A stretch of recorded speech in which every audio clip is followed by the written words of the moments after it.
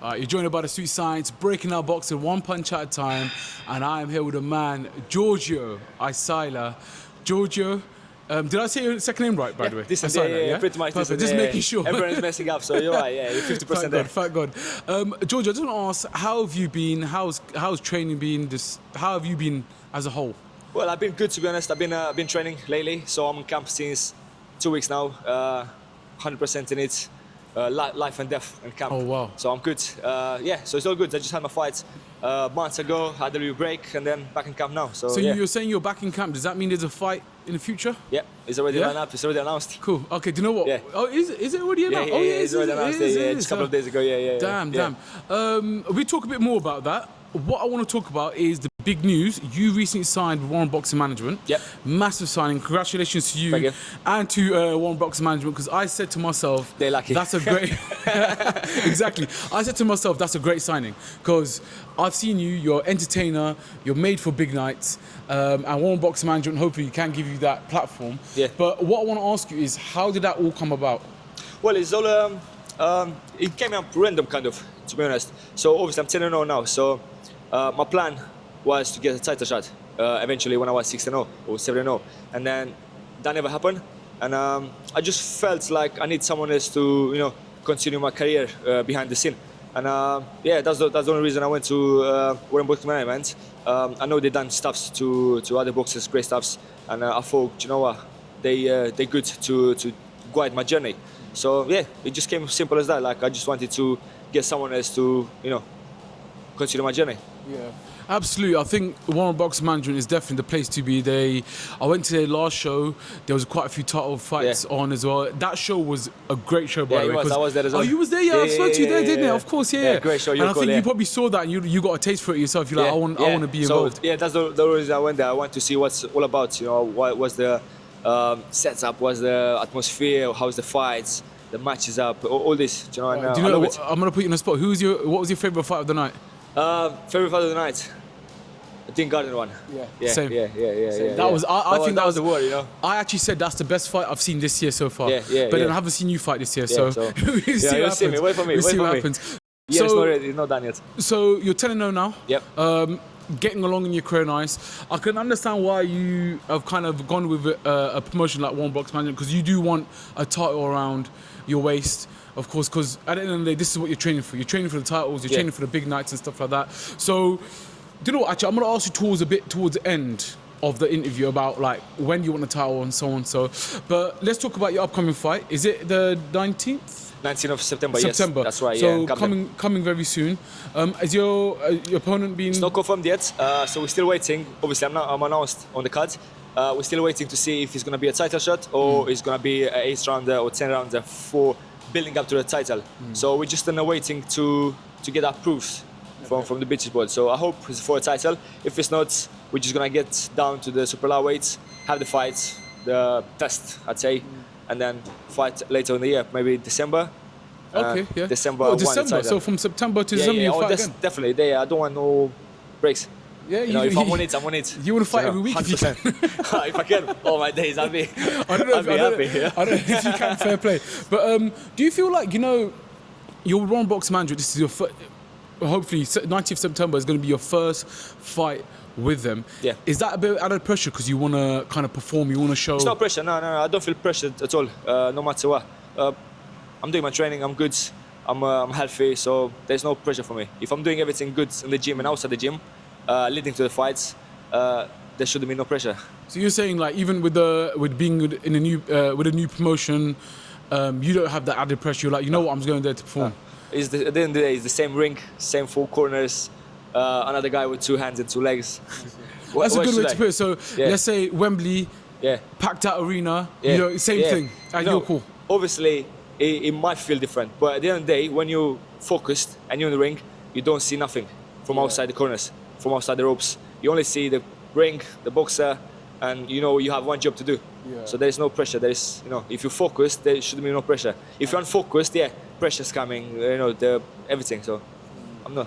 Absolutely, no, that's solid. So you kind of a fight that's quite calm generally towards a fight. Oh, yeah. You're not like, you get a lot of boxers, obviously they're cutting weight, they even work full-time jobs, they're training, especially at this level. There you go, that's me. Exactly. do you not like I don't know the word to say, but are you like not how can I say it? So you're quite relaxed generally, like when it comes to generally fight? because first of everything I do what I like, you know. So my full-time job, I'm a PT, I'm a training coach. Oh, nice. I'm doing boxing, so I do what I like as a job. My second job is a professional boxer. I do what I like again, you know. So I love what I'm doing. If I don't get paid, I get paid or whatever. I don't mind. I'm doing something I love, so there should be no pressure when you do something you love. Would you take up a third job going on like Romania Love Island or something like that? Maybe. If they called you, would you go? Nah. No, why not, man? Nah, I don't face it all this. Yeah? No. You punch up everyone Not for there, me. that's No. fine. Like, I think I'm not made for this kind of stuff. Nah? So I'm a bit more like, yeah. You're a out of this. serious guy. Yeah, I'm a bit more serious. You know, I Serious take guy.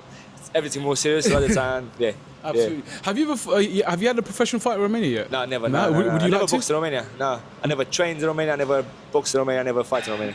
Which part of Romania are you from? I'm from Suceava, a city up north, Nice. very close to Ukraine. Okay, nice. Yeah. No, nice. Is that one of your aspirations to box in Romania? I love to. Yeah. So I was actually had close opportunity to fight last year in Romania. One of the promoters from there contacted me and my manager, and we were so close to make it, but they didn't make the show at the end, so we didn't go. Oh, that's yeah, sad, man. so But hopefully, you maybe know another what? time, yeah. Hopefully down the line, eventually you'll be able to fight Romania because that's your hometown. That's like your That would home be place. lovely. innit? You know, I love to have the experience. Yeah. How many tickets do you think you sell in Romania? Oh, full stadium, yeah. Full definitely, stadium? Yeah, definitely. Thousands. Yeah. I'm very known in my city, actually, because of my social media and people who know me there. So I'm definitely confident I can sell a stadium over there. You know? Definitely. Well, Yeah, you know what, 100%, promoters, yeah, you hear yeah. that? If Make it happen. If one boxing manager or anyone wants to do a show in Romania, get Giorgio on You know there, where to 100%. Talking about Romania, there's quite a few Romanian boxers around. Yeah. You've got Andre Dascalu, I think his name's Ignat from Northwest London. There's quite a few of you coming through. Boxers, yeah. Is that Valentin Mogos as well? If Oh yes, him as well. He used to be a kickboxer as well. If you didn't know, and he came he in. made the Do transition, you like all like chat to each so other and I chill? know them, not really personally. I met them once, maybe twice. But yeah, I know them on social media, and they're all great people. You know, great boxers. I love that the fact they represent our country like the way we do, like the way I do as well. And it's great to see someone from our country do well. Yeah. So it's good. Yeah, good people. Absolutely. Well, the only famous person I know from your country is Haji, the footballer. he was massive, Oh, but yeah, he's big.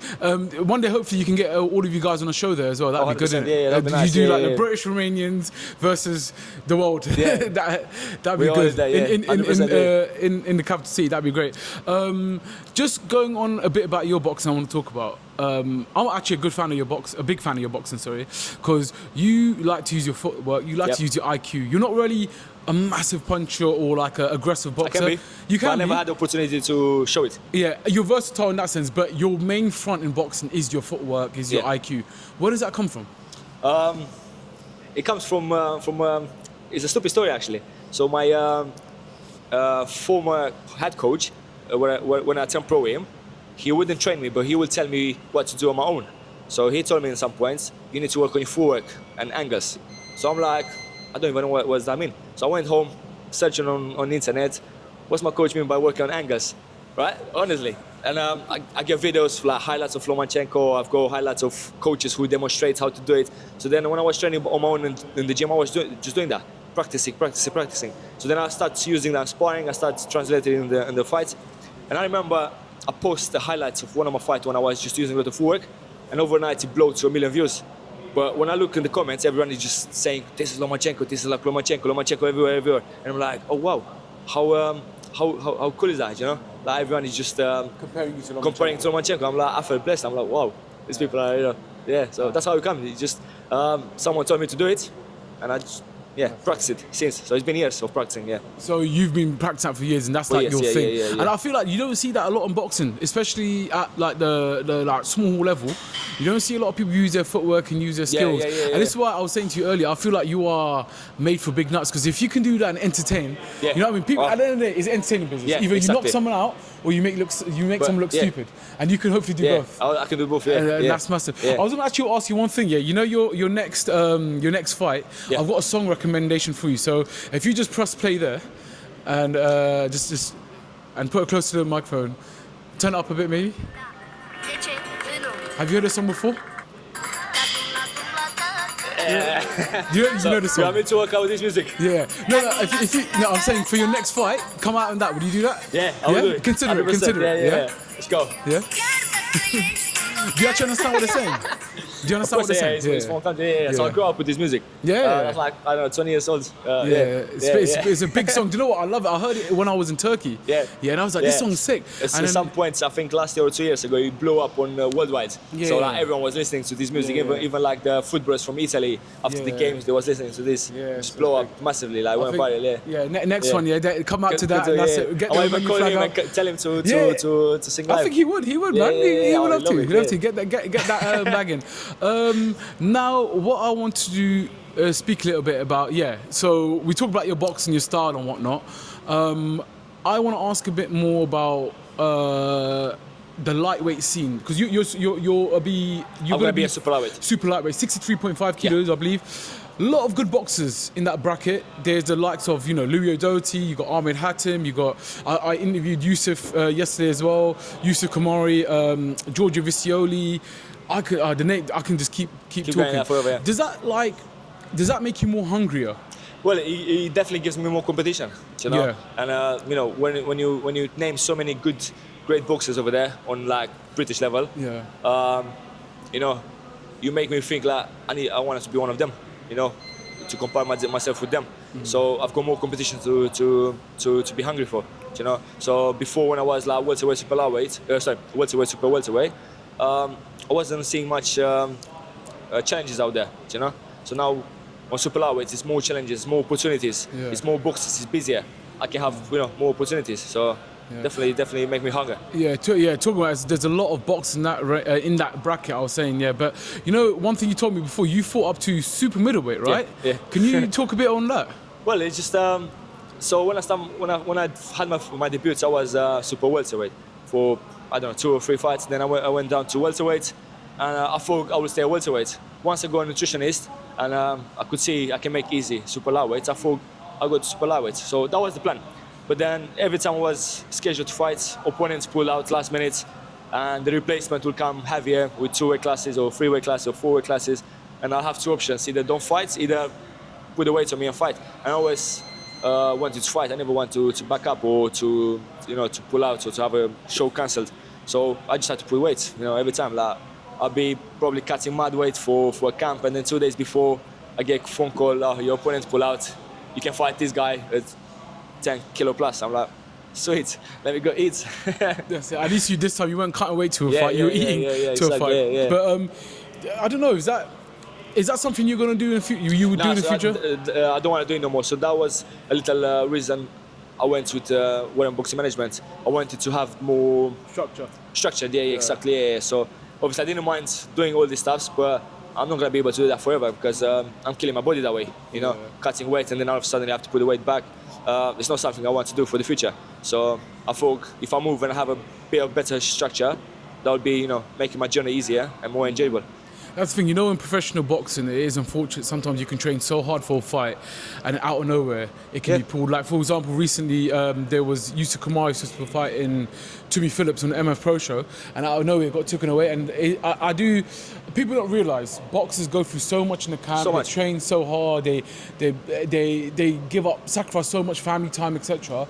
And then for a fight to be cancelled, it's just so frustrating. It's frustrating, and it's the fact that a pro camp is so much, it's expensive, right? From everything, from the nutrition, from training, for everything, right? Recovery, and then we pay that from our pockets. And usually, when you're in camp, you don't really get money of it. You don't earn money. So that's why you need sponsors. Yeah, well, that's why we need sponsors. That's why we so lucky to have sponsors who can back us up. Because otherwise, what we're gonna do to cover all the expenses in the camp? We have to go work. Exactly. Right? How is it possible to work, 8-10 hours a day when you have to train 6 hours a day, and recover and eat and all this? So it's like impossible. So, It is tough, and then a lot of people don't realise. Boxers do have to, live 2 different lives. You know what I mean? Sometimes 3 different. Worker by day, boxer by night, and it is a tough sport. And plus, it's not like a sport like football where you just go into a football to play. Going to a pitch to play. You're going in boxing, and you can risk yourself getting hurt. 100%. Yeah. And there's no teammates to rely on. You go in there by yourself. You're prepared or not, you're there. By yourself. That's it. Yeah. That's it. So big respect to you boxers out there that do train and work hard. I want to talk a bit about yourself now and your future aspirations. Obviously, great timing. You've just signed with One Boxing Management. I know I keep mentioning it, but what can we see from Giorgio towards the end of the year? What do you want? A title. That's Any title? Any title. As long as it's a title, I'm happy. So obviously, what I expect from One Boxing Management is obviously my next fight's announced just now. So 19th of September. We'll see what opponent we have and what we're doing. But for now, that's my first, goal I'm looking for, to get that win, to perform, and then hopefully at the end of the year to get the title, and then we see after what's in plan ahead. Yeah. So, but I want to start on a title route. I want to fight for a title, win that, and then just open doors for every other opportunities. Absolutely. Because now I feel I'm to the point where I've been growing, but now I need to actually, show to the world, what I've been doing for the years, and now it's time to perform. Absolutely, and you know what? I said it before. I'm repeating again. I feel like you're made for the good night. I can see you main eventing a big show at your core, even a big show anywhere, because of your style of boxing, etc. And obviously you've got quite a big fan base. Yeah. I've been there. I've seen the Romanian brothers and Everywhere. sisters that come out. So that helps a lot. You know what I mean? Having that support. So are you saying then, Giorgio, 2027 is going to be a big year for you? Maybe, Yeah, 100%. maybe 100%. itching towards the English title, Yeah, British title. Yeah, it should. so on? It should. Yeah? It should. So I'm confident in this, and I know what I can do, what I'm capable to do, and what I can go through to get there.